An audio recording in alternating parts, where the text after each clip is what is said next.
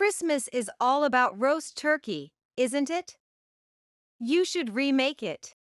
With that, Caroline, my daughter-in-law, threw the piping hot stew right at me. It's burning. The heat was so intense that tears welled up in my eyes. Emma, you should be thankful it was just your hand.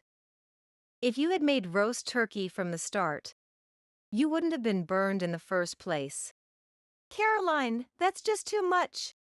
I tried to shield my burned hand with the other, covering it as best as I could. Well, Emma, you're really just in the way. Adam, my husband, and his father Joshua are both doing well for themselves. But you? You're just a housewife, right? Just living off their hard-earned money? How could you say that? My name is Emma, and I'm 62 years old. I live with my husband Joshua, who is the same age as me. It's just the two of us now. We have a son, Adam, who's 30 and moved out once he started working. He got a place closer to his job. Adam works for a well-known company, and as his mom, I couldn't be prouder. Raising him wasn't always this calm, though. 3 years after we got married, when Adam was born, it was really tough. I struggled with the challenges of raising a child. And to make it more difficult, Adam was a sickly child, often catching colds.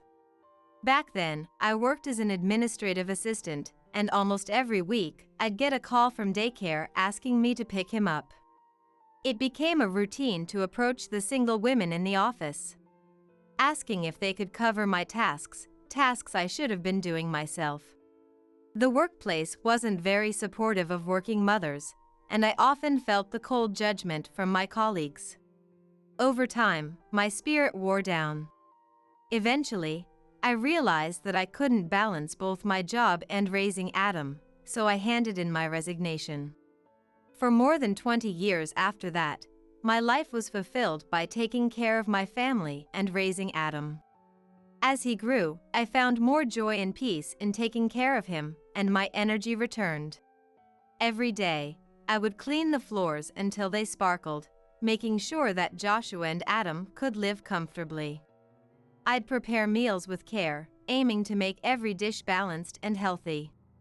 But if Adam ever craved something less healthy, I'd still cook it for him, always with a smile. Perhaps because of those balanced meals and a focus on health, Adam eventually became quite strong. Back when Adam was in college, he joined the basketball team. He really built up his physique and became quite muscular. Of course, it was all thanks to Adam's hard work. But I also took pride in knowing that my support at home played a part in that transformation. Even after Adam got a job and moved out, my daily routine remained the same. I'd wake up early each morning to make a nutritious soup for Joshua. Once he left for work, I'd keep myself busy with cleaning and laundry, never taking much time to relax. And when Joshua came back home, I'd welcome him with a warm meal. I felt a deep sense of happiness in supporting my husband and maintaining our home. But then, a turning point came in my life. It was Adam's decision to get married. At 30, just last Sunday, Adam suddenly came back home. "There's someone I want to marry," he announced, explaining that he came back to share the news in person. The person was a woman named Caroline, who is 6 years older than Adam. Adam shared that she worked as a temp at his company, and as she supported him in his role, they grew closer. Since it was a decision made by our precious son, we didn't feel the need to oppose it. So, we gave our blessing for their marriage. Adam spoke with excitement. "We'll get married first, and then have the wedding ceremony next June. Caroline has always dreamed of being a bride in a June wedding." Adam said he'd bring Caroline back to our house in 2 weeks. Seeing Adam's happy face made me smile. Joshua felt the same, with a warm expression on his face. We were ready to support their journey into married life.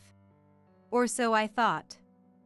Little did I know I was about to discover a whole different side of Caroline. On the promised day, Adam arrived at our house with Caroline. "Hi, I'm Caroline. Nice to meet you all," she said with a polite smile. "Oh yes, likewise," I replied, smiling back. Joshua nodded and smiled as well. Caroline wore a neat dress, giving off the impression of a well-mannered young lady from a good family. "Come on in, Caroline. Let's not just stand around talking," Adam said, ushering her inside. We all gathered in the living room and engaged in light-hearted conversation. Adam kept praising Caroline's work ethic and how great she was at home, making Caroline blush and laugh bashfully. When Caroline learned that Joshua runs his own business, she seemed genuinely surprised but kept smiling. It was all so peaceful, until a single comment from Adam changed the atmosphere entirely.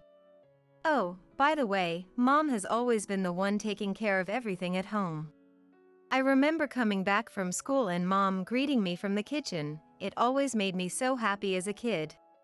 Adam. My heart swelled at his words. I'd spent all those years as a housewife, devoted to my family, and it felt like it had all been worth it. When I glanced at Joshua, he nodded back at me with a smile. I felt tears of joy well up in my eyes, but that moment was shattered by Caroline. "What? You're a housewife?" Her low, sharp voice made me tremble for a second. But Adam didn't notice how her demeanor changed. "That's right. Mom has always been amazing, taking care of everything. I can't cook at all, so I really admire her," Adam said, laughing cheerfully. However, Caroline's expression remained stiff and cold. "I see, is that so?" The way Caroline looked at me was suddenly cold and distant. After a little while, it was time for them to leave, and Adam and Caroline went back home. The look on Caroline's face when she learned I was a housewife stayed in my mind. Later, I brought up the topic of Caroline with Joshua, and his thoughts were similar to mine.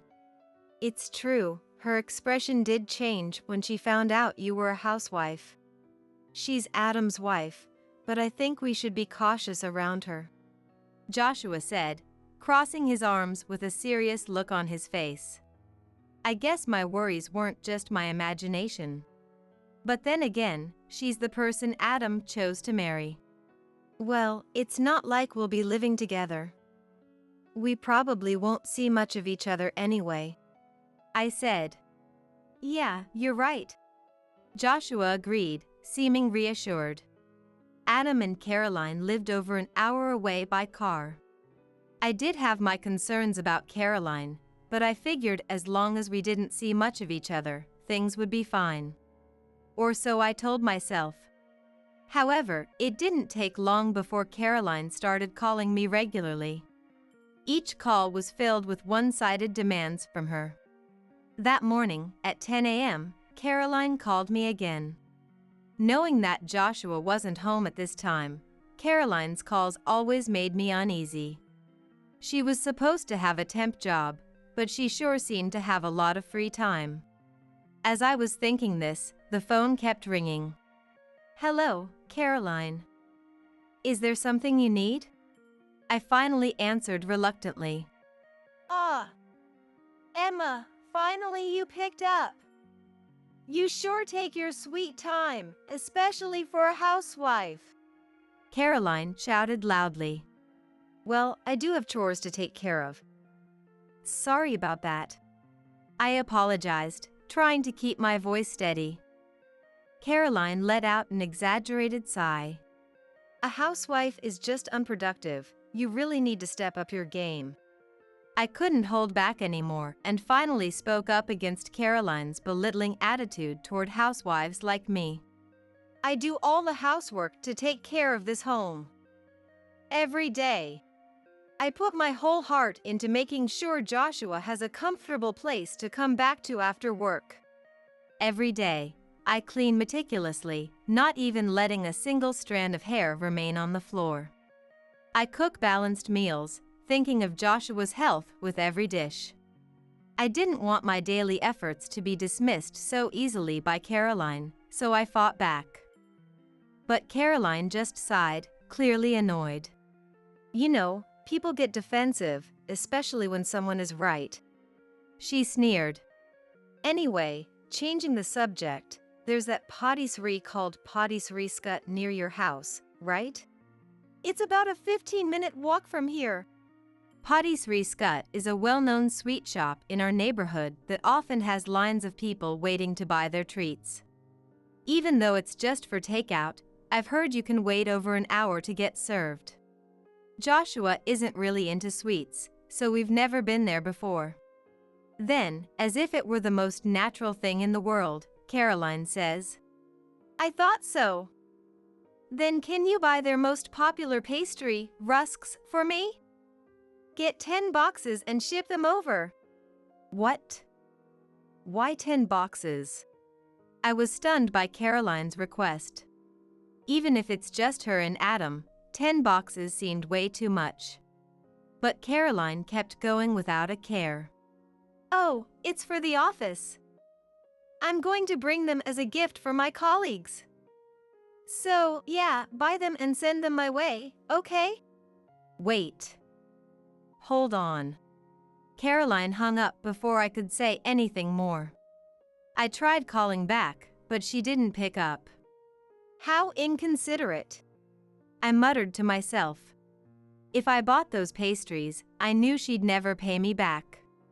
Caroline clearly expected me to cover the cost. I let out a deep sigh, feeling helpless as Caroline continued to treat me however she pleased. Time passed, and Christmas started to approach. Adam and Caroline were planning to come visit us for the holidays. I couldn't shake the feeling of dread about seeing Caroline. She constantly belittled me for being a housewife, boasting that working women like her are far superior. Just recently, during one of our calls, Caroline said to me, Emma, are you just slow? Nowadays, everyone balances work and household duties. Your way of living is so outdated. Her words left me stunned, unable to think of a response. But Caroline didn't care and just kept talking, without any hint of restraint. I work and manage the house, too. I'm not as shameless as you, Emma, living off a man. Caroline laughed while she said it, and I clenched my fists in frustration. Every time I picked up the phone, she'd say something hurtful like that. Honestly, I didn't even want to answer her calls anymore. But I knew that if I ignored her, Caroline would probably go to Adam and twist the story. Adam is my precious only son. I want to keep our relationship strong, as a loving family. So I put up with Caroline's bullying, not wanting to cause trouble. But in the end, that only encouraged her to take advantage even more. On Christmas Eve, Adam and Caroline came home for a visit. Hey, Mom, it's been a while. Welcome back. Seeing Adam's face again brought me such relief. Then Caroline, standing beside Adam, spoke up. Thanks for having me, Emma. She said, smiling sweetly and playing the role of a perfect wife. But I could feel my lips tighten as I forced myself to reply. Caroline, please make yourself comfortable. After showing them to the living room, I quickly went to the kitchen to start cooking. Usually, I'd prepare roast turkey for Christmas, but this year was different. And that was because of Caroline. She always finds ways to criticize me. Just the other day on the phone, she laughed. I bet you only know how to make pot roast, right? How old-fashioned. Can't believe you only cook classic American dishes. It's so outdated. I was sure that if I made roast turkey, she'd just find another way to put me down. So I decided to make beef stew instead. Beef stew is a staple in our house, a dish I've made for Adam ever since he was little. As I was reminiscing about the past while cooking, Caroline suddenly spoke up to me. Emma, is the food still not ready? Caroline's question made me force a smile. It was unimaginable in my time for a daughter-in-law to rush her mother-in-law to cook without offering to help. The beef stew is almost ready. Just a little longer, okay? I replied. But for some reason, her face was tense. And she muttered under her breath, "Why beef stew for Christmas?" Sorry? Caroline, did you say something? I asked her.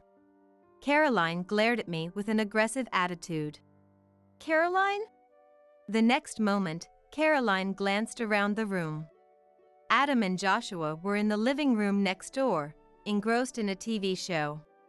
Then, Caroline did something unbelievable.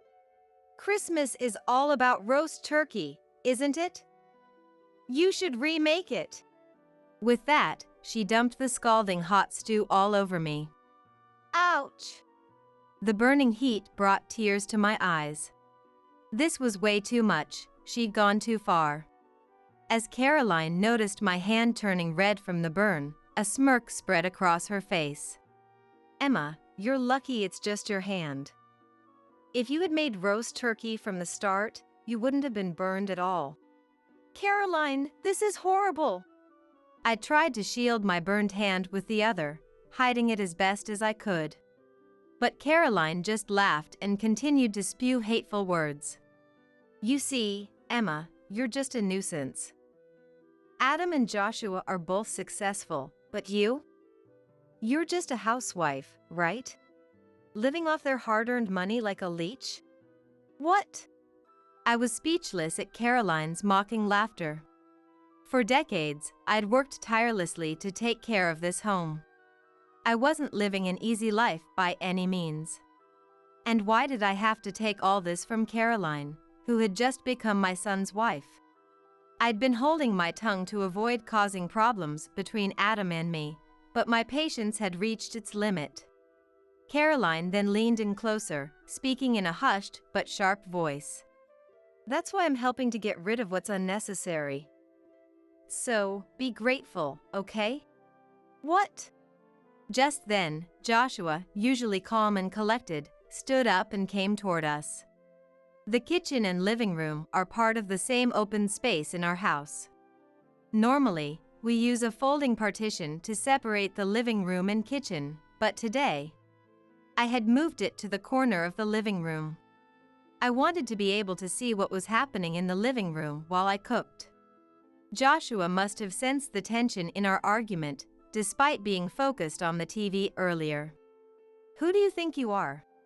What? I said, who do you think you are? Are you deaf? Joshua asked, glaring at Caroline with a look of disgust.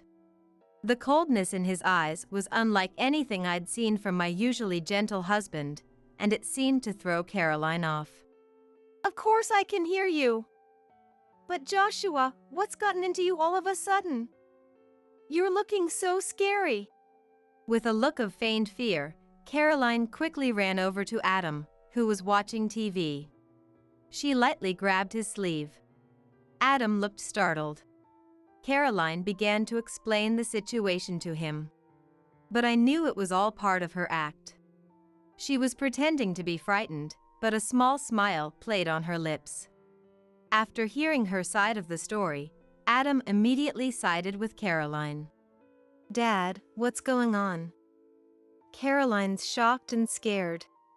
Caroline hid entirely behind Adam, peeking out just enough to show a victorious smile, failing to mask her malicious intent. Exactly, Joshua. You suddenly started talking so harshly, I was so scared, she said, lowering her eyebrows to fake a worried expression. But Joshua kept his stern look as he faced Caroline. Then, he spoke directly to Adam. This woman spilled the stew your mom made.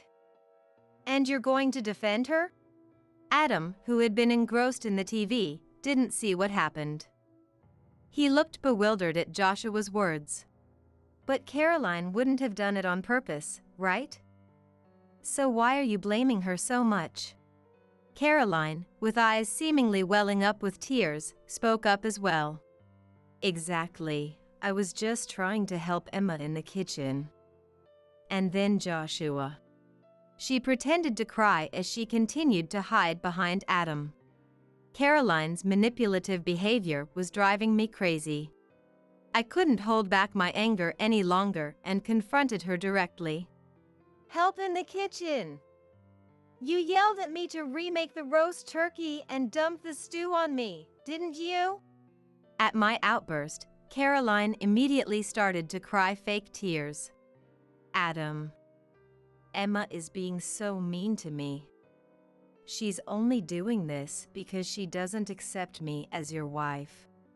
Adam looked at Caroline, then turned to me and Joshua.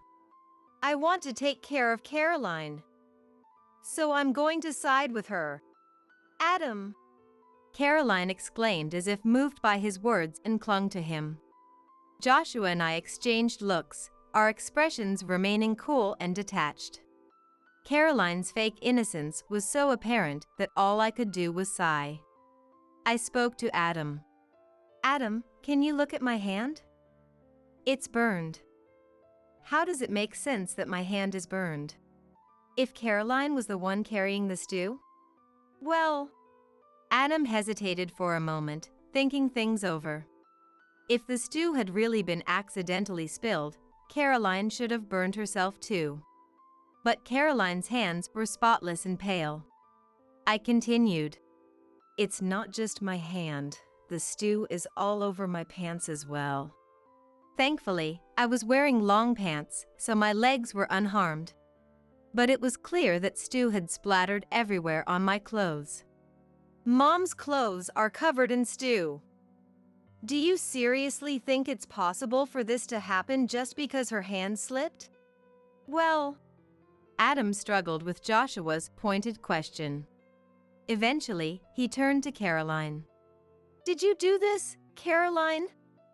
But why would you do that to Mom? Of course not. Adam, it's so hurtful that you'd even suspect me. Caroline replied, gazing at Adam with pleading eyes. I couldn't keep silent any longer and spoke to Caroline. Caroline, cut it out. I saw what you did. You yelled at me to remake the roast turkey and threw the stew at me. Tell us the truth, Joshua added, his voice steady but firm. Caroline, who had been holding back, suddenly laughed. Oh, so you figured it out? How boring. Caroline! Why would you do something like that? Adam shouted at her, clearly shocked. Caroline just chuckled to herself. Isn't it obvious? Emma is a nuisance. A housewife is just unproductive and pointless, don't you think?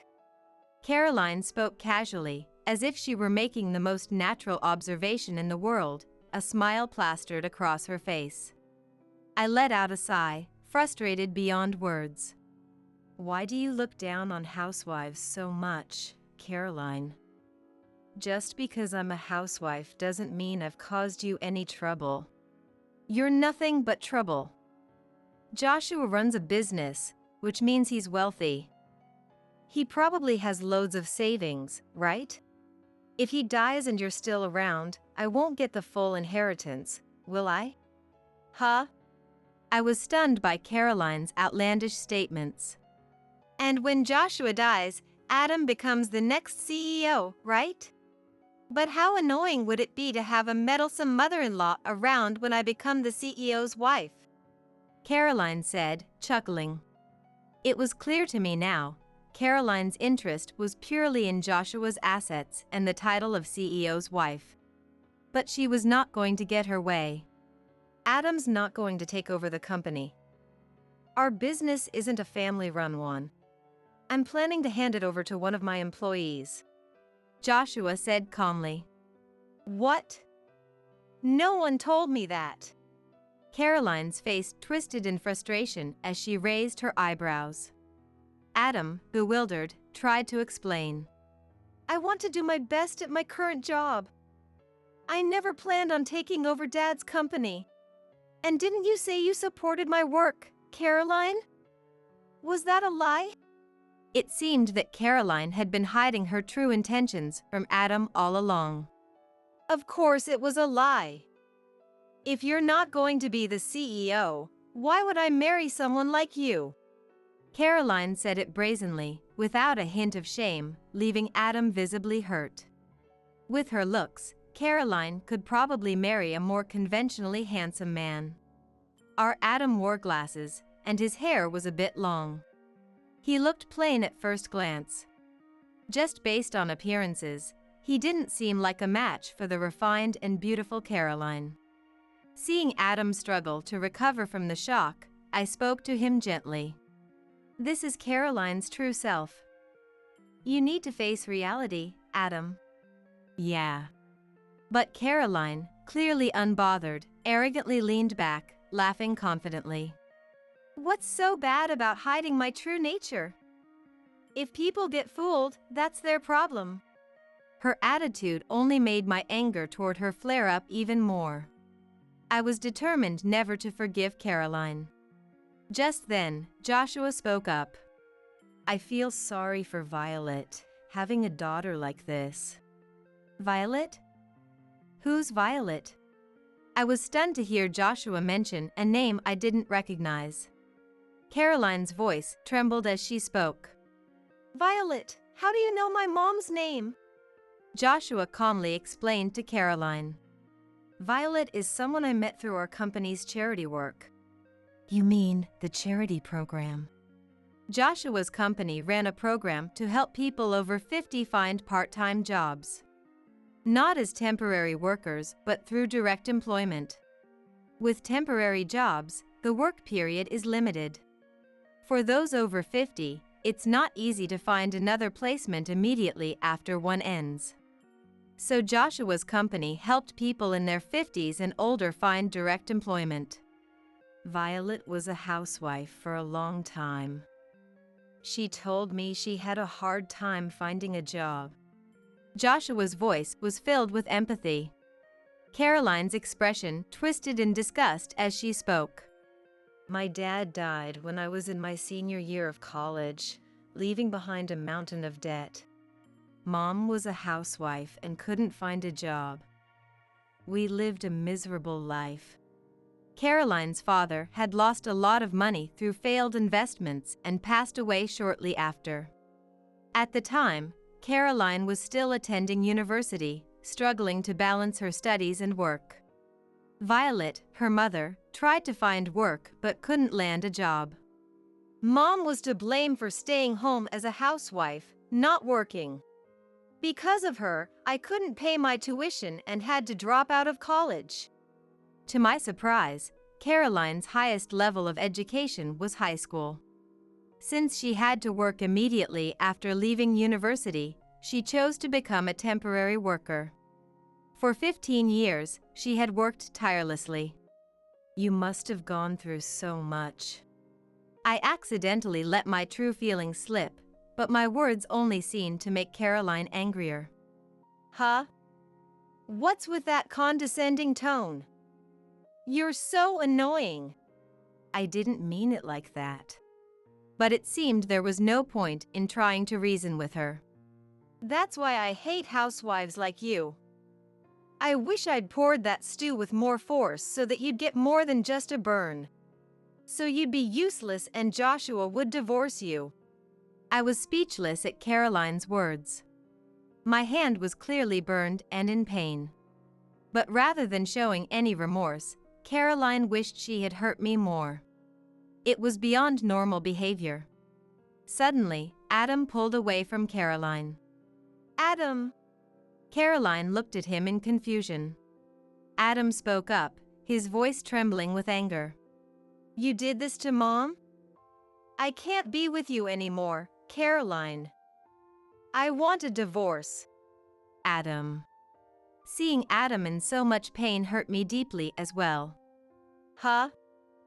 Adam, are you serious? With that plain look of yours, you won't find anyone else to marry if you divorce me. Caroline didn't seem to believe Adam was serious, speaking with full confidence.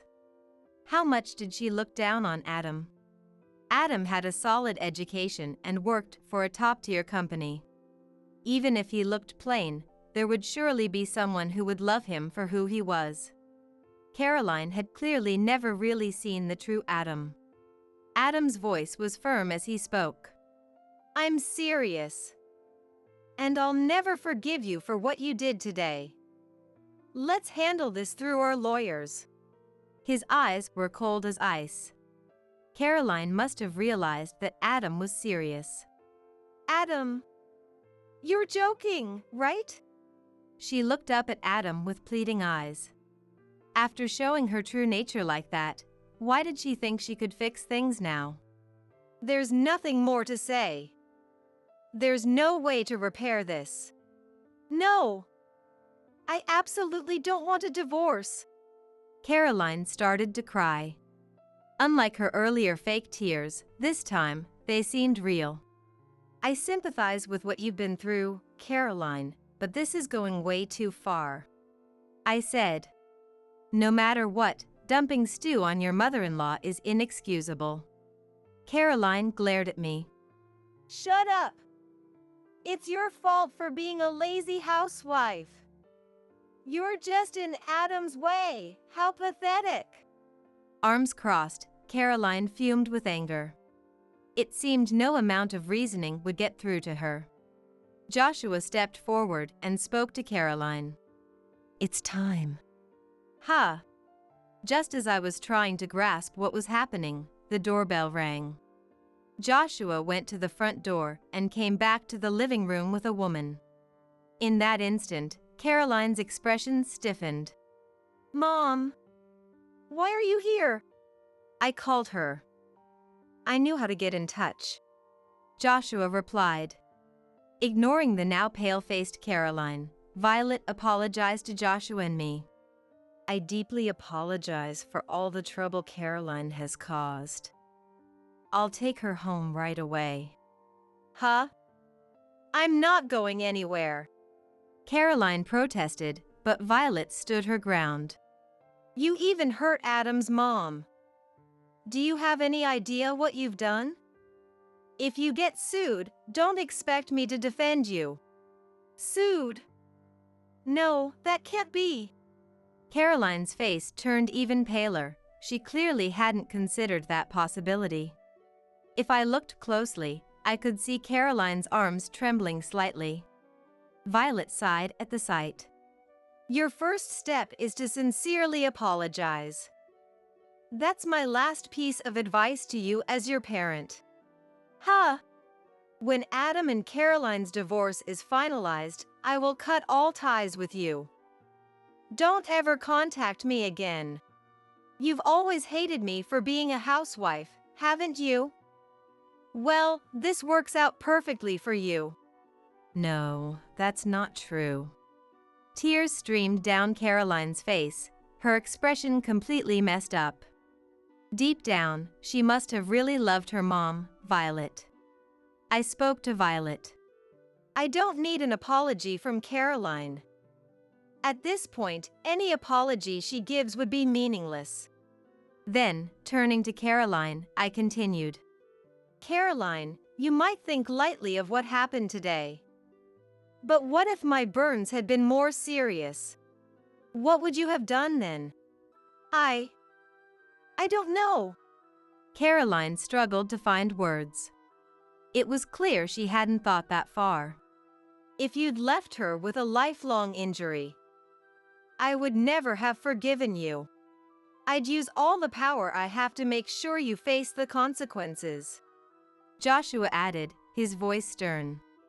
Unable to respond, Caroline fell silent.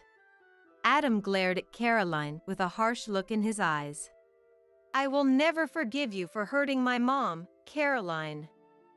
I don't want to see your face ever again. And I will make sure we never cross paths at work either. Adam's words left Caroline in a state of confusion. Huh? But we work at the same company. How can you say we'll never cross paths?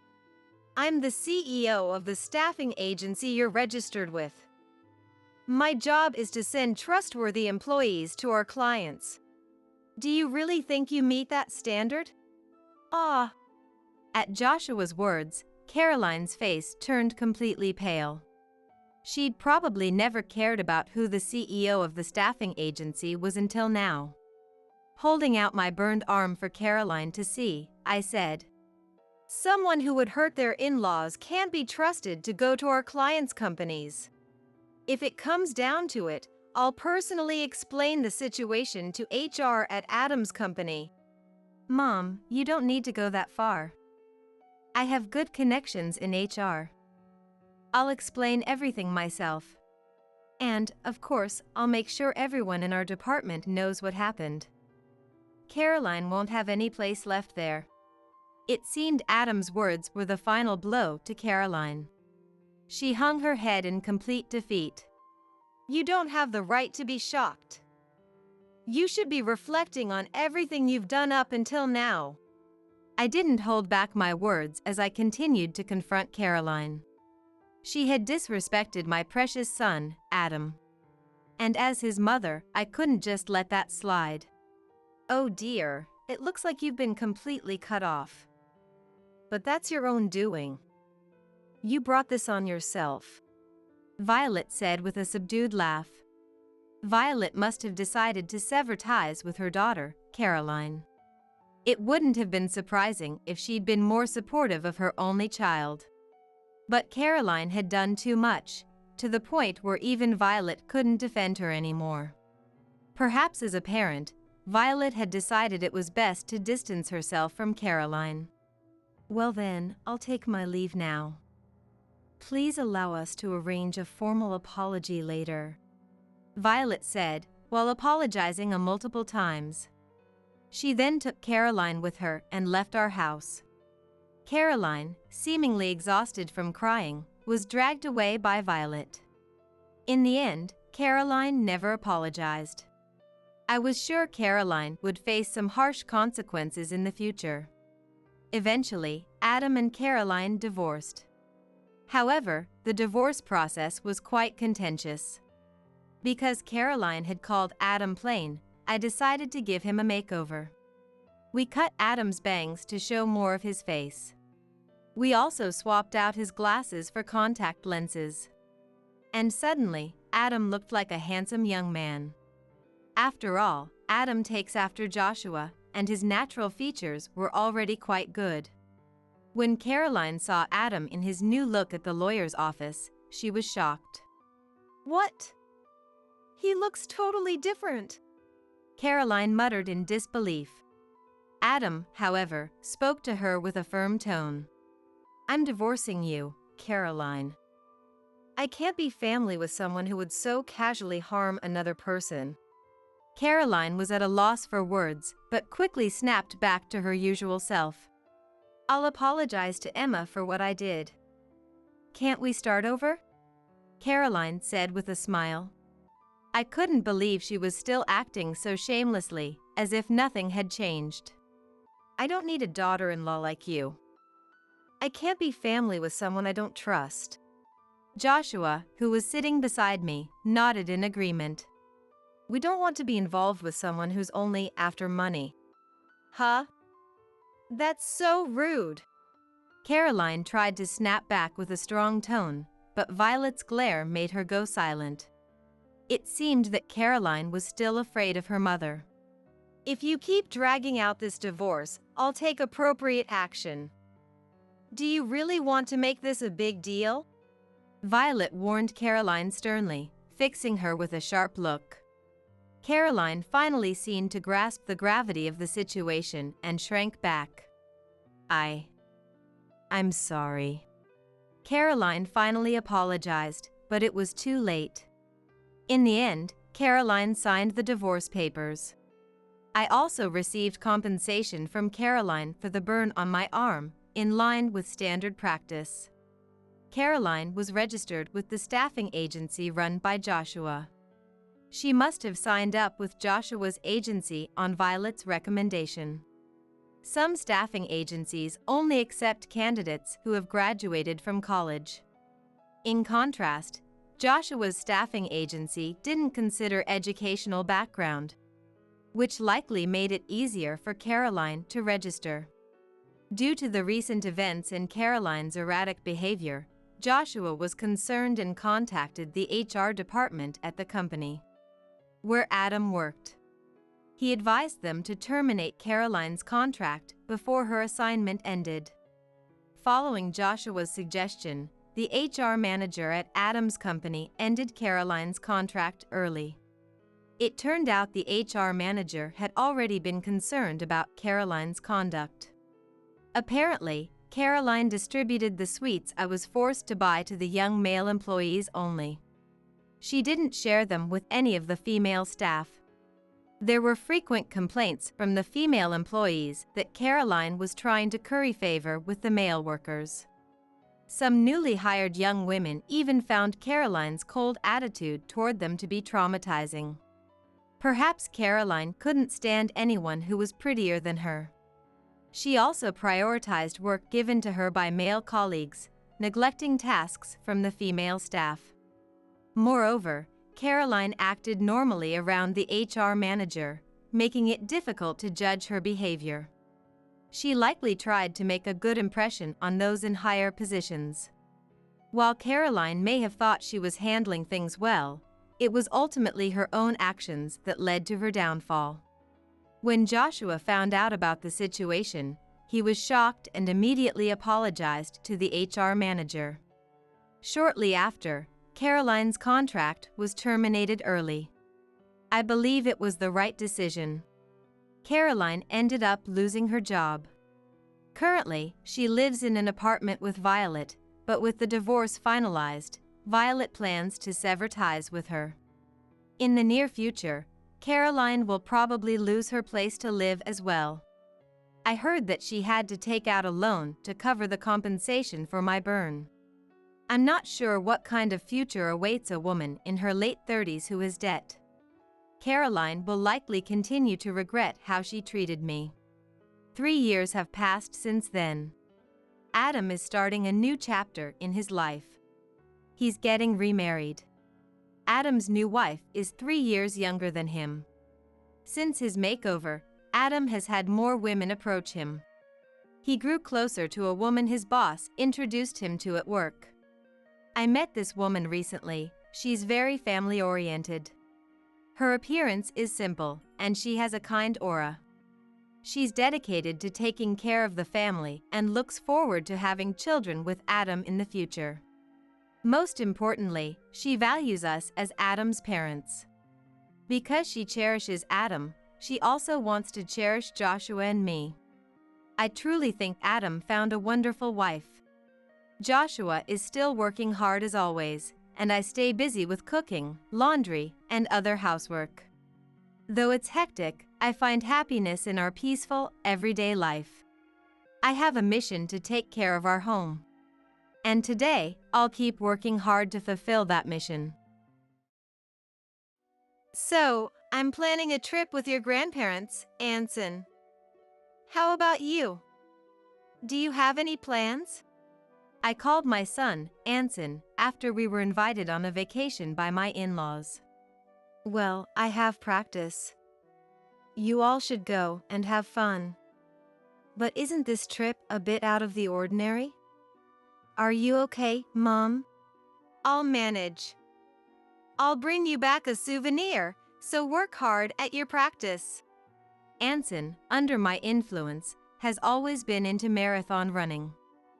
He even got into college on a running scholarship. He studies at a university that isn't too far, but he stays in the dormitory to save commuting time and only comes home during long holidays. I knew he couldn't join the trip, but I thought I should at least ask him. His response was exactly what I anticipated. My name is Flora. 46-year-old working woman. My husband, Steve, is 4 years older than me and was once my boss. He is a competent man, and I respect him. After our marriage and the birth of our son, we built a happy family. Yet, somewhere along the way, our relationship began to break down. The root cause? My husband's parents, especially his mother, who had a problem with me from the moment we got married and has been bullying me ever since. However, in the beginning, Steve would stand up for me, and because we lived far away from his parents, we seldom met them and managed to get by. But when our son, who loves marathoning, wanted to attend a high school near my in-laws, things changed. The reason he got into running was me. I used to run marathons and still do occasionally. It made me happy to see him take an interest in running, just like me. So, I convinced Steve to move closer to the high school my son wanted to attend. Steve applied for a transfer at work for our son's sake, and we moved.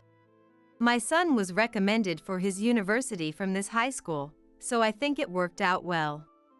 Go get the rental car tomorrow morning and pick up my parents on your way back, Steve said the day before our trip. This left me confused. Huh?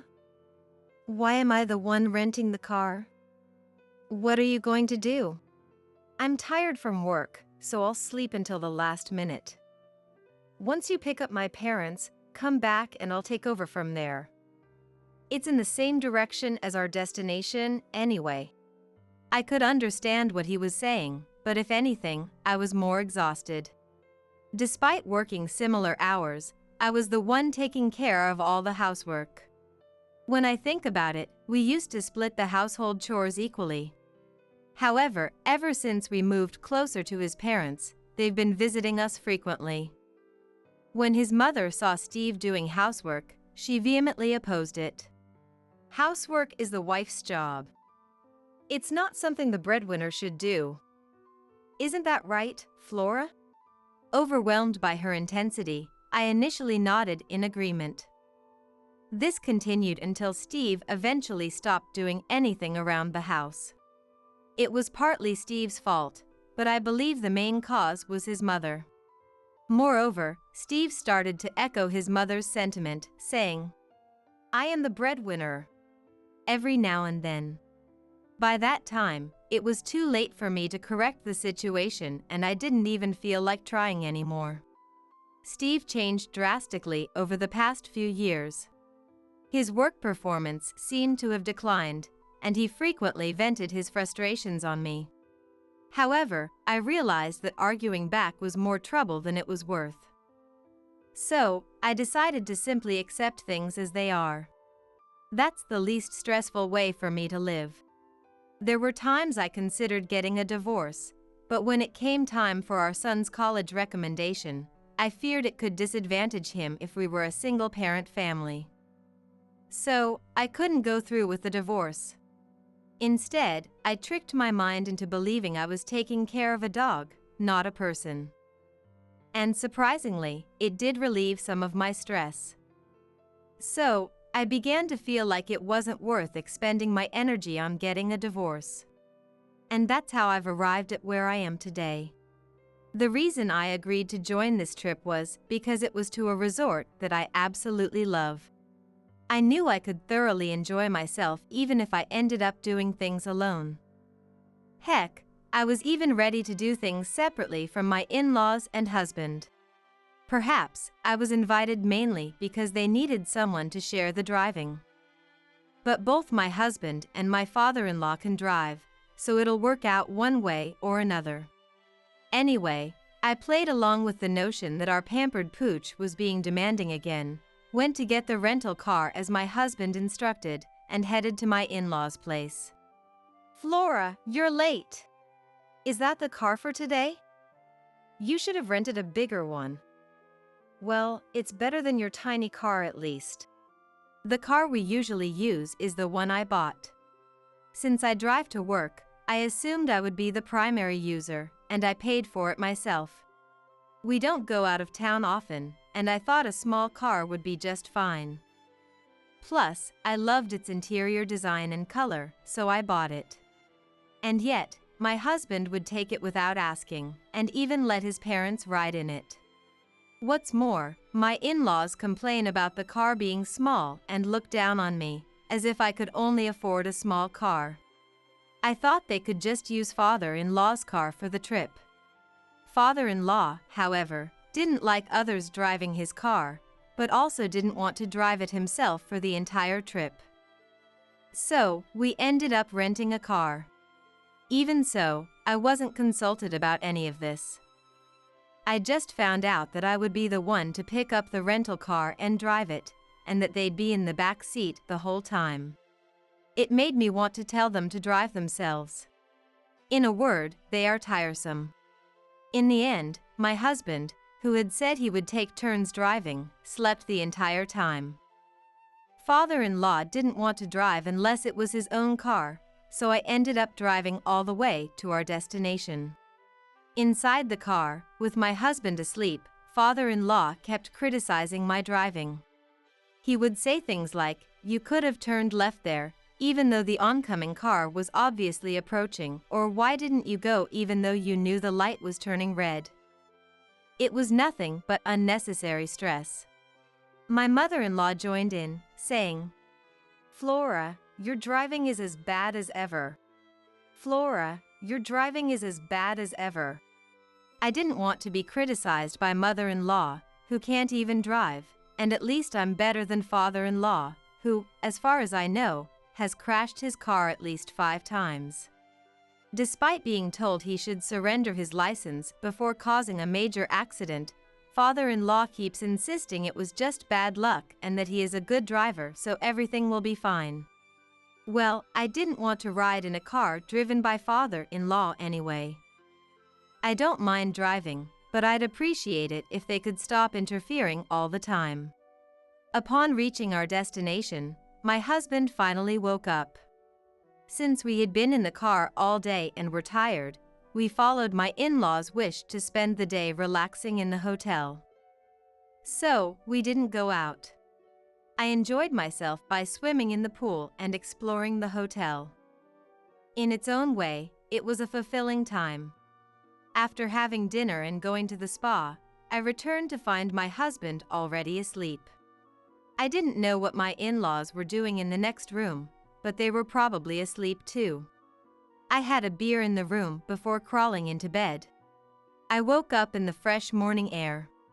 My husband was still asleep, and with some time until breakfast, I decided to take a morning stroll.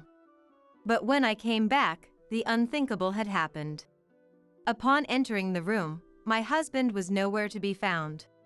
Shocked, I scanned the room. His luggage was also missing. I stepped out and rang the doorbell to my in-laws' room next door, but there was no answer. When I went to the front desk to inquire, I was told my husband and in-laws had already finished breakfast. Though they had told me breakfast was at 8:30, it seems they actually reserved it an hour earlier. Exactly when I had gone for my walk. And on top of that, I was left to check out. Did that mean my mother-in-law's offer to pay for our stay was a lie? With no other option, I paid for both rooms and left the hotel. Of course, there was no car. As I was pondering what to do next, my cell phone rang. It was my mother-in-law. Where are you now?" When I asked that, my mother-in-law started laughing. "We thought we'd spend some quality time as a family since we're on vacation." "Oh, is that so? Well then, why didn't you just come as 3 from the start instead of leaving me behind?" "Well, you wanted to come here, didn't you, Flora? That's why we brought you along." I remembered a while back mentioning how I wanted to visit this resort while watching TV with my husband. Is that what he remembered?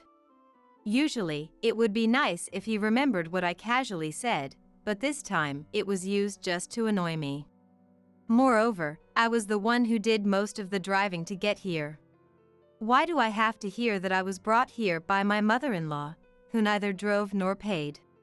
I was past the point of anger and could only sigh. "All right then, we'll go sightseeing as a family and head home first. You do some sightseeing too, Flora, and come back. We don't know how you'll get back, but you're good at marathons, aren't you? Just run back." At my mother-in-law's mocking laughter, my anger exploded. "Is Steve driving? Put me on speakerphone so he can hear me."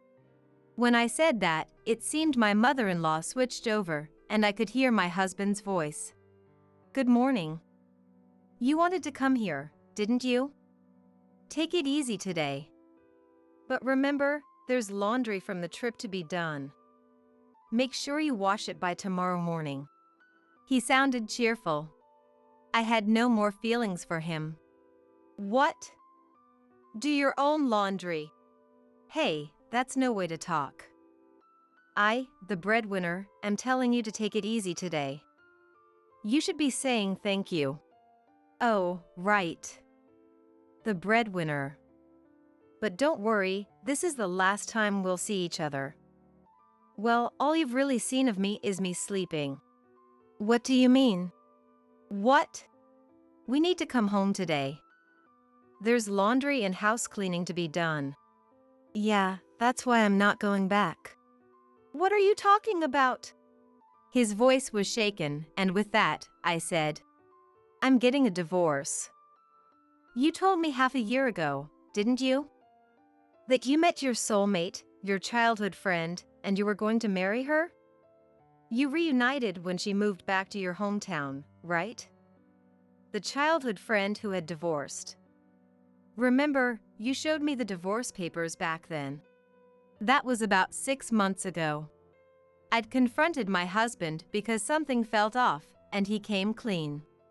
He'd met his childhood friend and decided she was his soulmate. He wanted to divorce me and remarry her. She had a middle school-aged child and was struggling as a single mother, and he wanted to support her. So, he asked me for a divorce. Truthfully, I'd lost my feelings for my husband, but I wasn't quite ready to say, "Okay, let's get a divorce." He gave me the pre-filled divorce papers, but I didn't agree to divorce. We didn't speak for a few days after that, but when I stopped doing the household chores, he was in a bind. A few days later, he said, "Forget about what I said before." Well, I couldn't just forget it, and I started gathering evidence of his infidelity. Could it be that Steve planned this trip to get on my good side? I mused. The conversation happened about 3 months ago. It was right after you quit your job. At my words, surprised voices from my in-laws on the other end of the speakerphone echoed. This must have been the first time they heard about their son quitting his job. When you said you were quitting your job, I told you it would be hard to get a new job, and I disagreed with your reason, right? I recalled. You said that you were an excellent worker and would find a new job right away, but you only found a part-time job. I wonder when you'll find a proper job. My husband was driving, and while he was staying quiet, I took the opportunity to spill everything. I'd been coping with stress by imagining you as a dog, but then I thought, I might as well get an actual dog, I declared. So, I'll submit the divorce papers. Enjoy your family vacation. My in-laws were calling my name in shock, and my husband was trying to say something, but I cut the call without paying any attention. I decided to enjoy sightseeing before heading home. When I explained the situation over the phone to my son, "See, I told you," he said. "Well, if you're divorcing, then it's fine."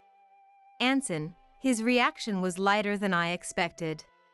Given he knew the situation, his reaction was as expected. Even though I returned from the trip, I didn't go home. In fact, I'd been keeping my and Anson's belongings in a self-storage, ready for any situation. I had the bare necessities with me, so I dragged my suitcase to a real estate agency. The sales representative, who had a professional relationship with me, was there to greet me. She was a woman of my generation, easy to talk to, and we'd hit it off and had drinks together a few times. Over drinks, I'd complained about my husband and in-laws and asked her to always keep an eye on available properties just in case. That day, I signed a contract. With my own place secured, I felt relieved and decided to submit the divorce papers at the city hall. The divorce was granted without any issue. Finally, I decided to return the countless calls my husband had made. Hello? I started. The divorce papers have been accepted. We are now officially strangers. At that, my husband's panicked voice echoed in the phone. Are you serious about the divorce? I broke up with her. Now there's only you. You didn't like me looking at another woman, right?